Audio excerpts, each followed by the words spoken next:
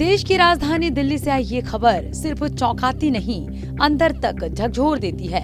एक senior IRS अधिकारी के घर, जहां सुरक्षा और विश्वास होना चाहिए था, वहीं से एक खौफनाक वारदात सामने आई। आरोपी राहुल मीणा, जो कभी उस घर में काम करता था, उसे घर का हर कोना, हर टाइम टेबल पता था और उसी भरोसे का फायदा उठाते हुए वो घर में घुसा और महज 41 मिनट में एक बेटी के साथ दरिंदगी, मारपीट और फिर उसकी हत्या कर दी। इतना ही नहीं, वारदात के बाद उसने घर से कीमती सामान भी लूट लिया और कपड़े बदलकर फरार हो गया। सबसे डराने वाली बात, ये सब उस समय हुआ जब घर में कोई नहीं था और आसपास किसी को कोई आवाज तक सुनाई नहीं दी।